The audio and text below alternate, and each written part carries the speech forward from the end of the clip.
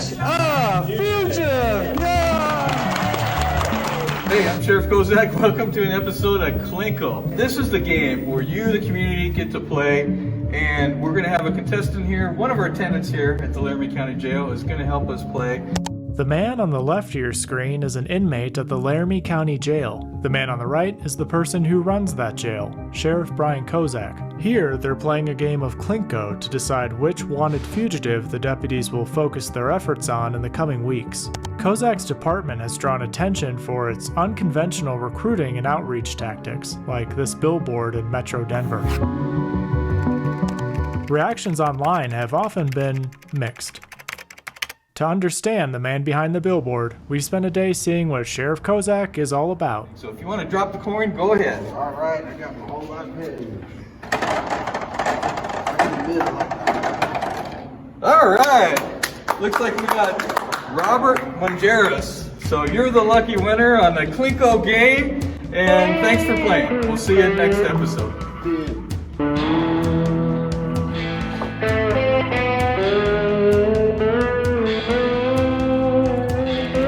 All right, good morning everyone. So as you guys know, our goal this year in patrol is to focus on crash data and then focus our patrols on those areas where we can have the most impact. Hi, I'm Brian Kozak. I'm the Sheriff of Laramie County. I was looking for more of a conservative environment for policing and wound up here in Cheyenne as a police chief. I was police chief for 11 years. I took a couple years off, retirement. My wife said, hey, you got to get a JOB. So I was like, okay, I'll run for sheriff. Kozak has a busy day ahead of him. First on the lineup is swearing in a new canine. We're honored to finally officially welcome, you fixed your hat here, puppy, Canine Cash and Deputy Nick Steele, who's been selected as his new handler. Let's get you sworn in. So all employees, they take the oath of honor. So if anyone wants to join in, go ahead and raise your right hand and reaffirm your oath. So on my honor, I will never betray my badge, my integrity, my character, or the public trust. I will treat all individuals with dignity and respect.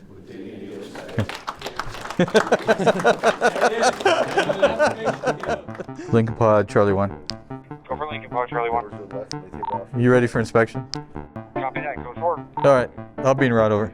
After securing his firearm, Kozak enters the jail for his monthly inspection. I guess it's a mutual respect, like we have our job to do, and sometimes they have their job to do, which is sometimes being a criminal. But hey, they've been caught now, so now they're gonna follow our rules, Hey, good morning.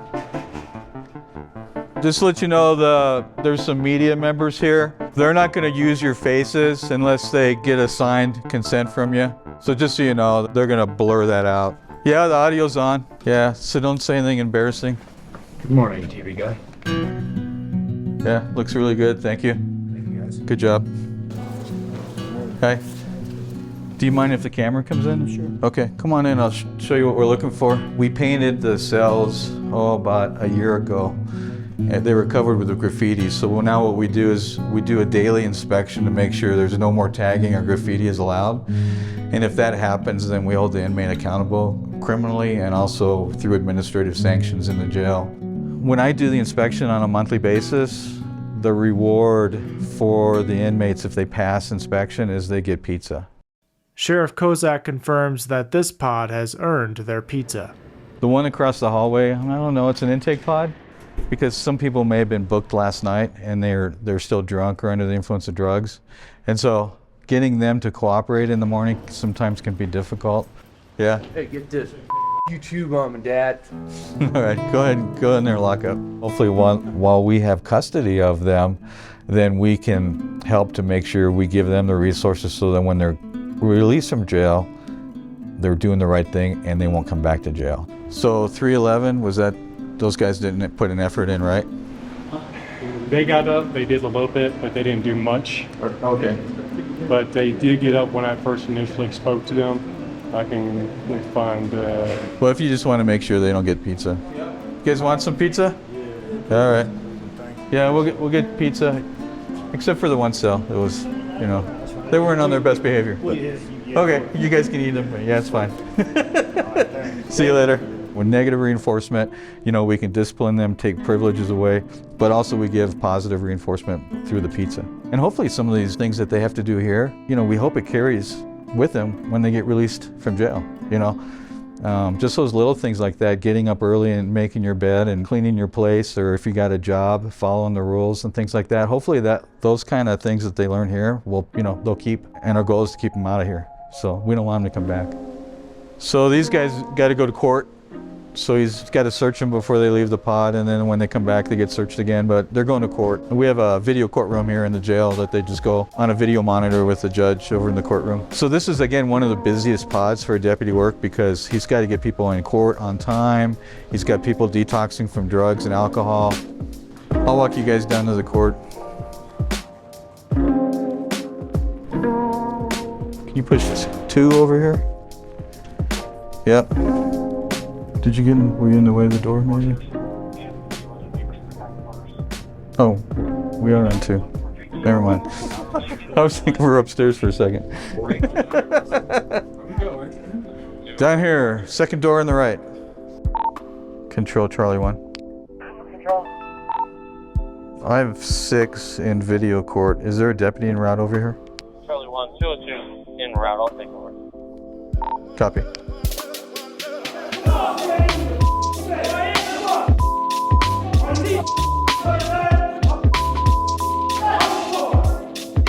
Kozak enters the final pod of the jail where a film crew has set up a what not to do as a jail guard scenario. This will be used to train deputies across the country.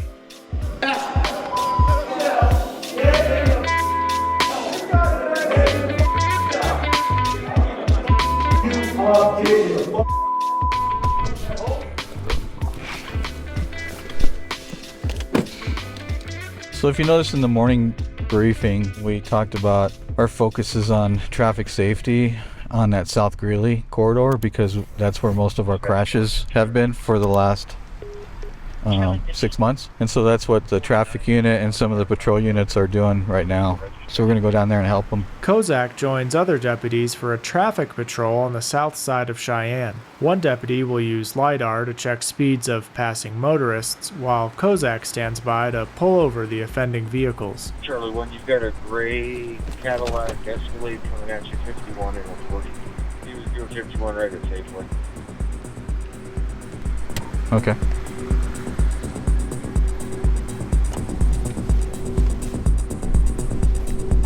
Dispatch Charlie 1 traffic.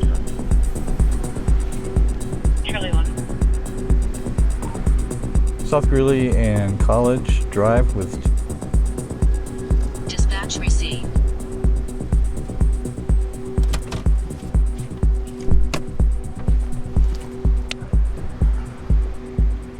Hey, how you doing today? Hi, I'm Sheriff Kozak with the Laramie County Sheriff's Office. So stopped here, you're going 51 and a 40 there in front of Safeway. Do you have your license with you? How about the registration? All right, I'll be right back with you, okay? Yeah. She can't find the current insurance. Dispatch Charlie 1. Charlie 1. You check locals and status on a white female. Dispatch Charlie 1. Can you also run the plate for me? Charlie 1, dispatch. Charlie 1. Yes, sir. She is negative NCIC and locals, has a valid class Charles that expires in 2026.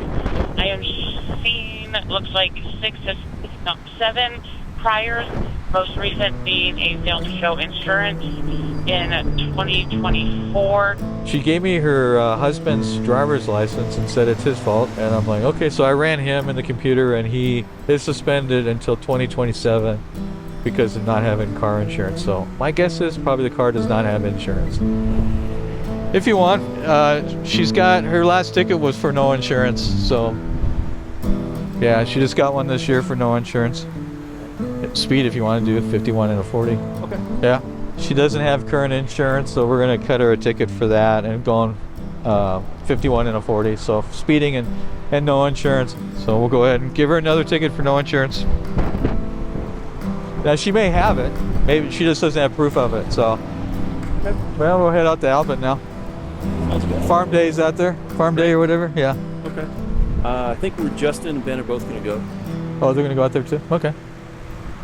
All right, thanks for the help. The 40-minute drive to the farm day in Albin was a good chance to get Kozak away from the chaos of his job and learn more about his billboard in Denver. I think what happened there was people were just kind of tired of, well, taken away from public safety and supporting undocumented people and paying for hotel rooms. That, you know, people were just mad about that, and then telling their police department that they can't enforce the law anymore, and crime rate went up as a result. So, and then this billboard shows up, and people, that was just something people could get behind and be, yes, finally someone said something about this.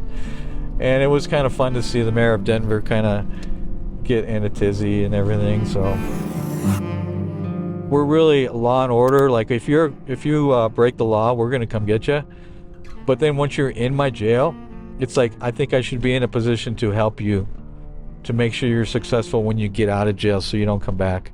And so that's an approach maybe different from a lot of conservative areas where it's just very tough on crime and that's it. We also have a very sensitive side to us too. We have 5 mental health counselors in our jail. So those are programs that other jails don't have. We're starting to get into drug treatment in the jail as well. I think the jail system is one of the best ways we can to reduce crime. Once we get them in there, into the jail, you know, they're captives of ours now. So now we can hit them with all these programming. And when they get released, get them connected to the right people outside of jail that can continue their treatment. Oh my gosh, I've always had pride to be a cop. We've all seen leaders that are the opposite, and then you see those agencies are failing, right? And the employees, if they, you know, if their leader doesn't care, they're not going to care.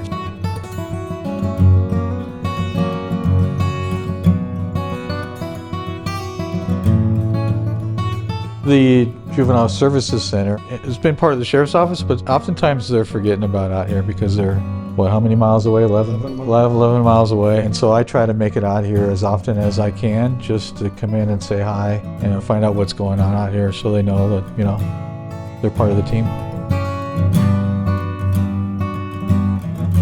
Yeah, thanks. Appreciate it. So where's Sugary? Come here. So we had a couple cats that my daughter brought to our house. Her best friend was killed in Denver, and so she got the cats out of the shelter and brought them, of course, to her parents. So we couldn't say no. One of them's not getting along with our cat. And then we just kept him here to try to help him get adopted. Yeah. Yes. All right, we'll see you. Thanks for the food. Sure. So I think what you saw when you were with me all day, you saw that there's a lot of pieces that fit together, and it's a balancing act for sure. I'm definitely engaged and busier than maybe other sheriffs. I'm definitely busier than previous sheriffs here. And so when I ran for sheriff, I heard that from the community. It was like, we don't see the sheriff's office. So I wanted to make sure that's not me. It's not just the billboard. I think we changed the whole culture here at the sheriff's office. So for example, when you look at our social media, people who are looking for a job are like, oh, I'd like to work in a place like, it looks like they have fun there. And I think too with the public, you know, they're like, oh, I'll reach out, I'll call the sheriff's office because it looks like they're not mean, kind of like nice people over there. So I'll go ahead and tell them about this problem that we have, and that's what we want. We want to have engagement with everyone. I said, like, you probably wouldn't have time to look at that today. And I just told them, of the, you know, whatever ones you... Everyone passed, I'm pretty sure, so everyone passed. Sure, bring it to Yeah, except for the certain inmates that didn't cooperate. You know, I think the most important thing is making sure everyone knows we're human here, and we have a sense of humor. And I think using humor to bring attention to certain issues really helps us a lot. You know, the example, the vacancy sign that we have outside. Someone might be driving by and they'll just laugh. Oh yeah, vacancy, you know, it kind of, you see that on a hotel, but yeah, so the sheriff has vacancy, so you better not break the law because he does have a place for you. And you know what, we'll leave the lights on for you too. So, yeah. Oops.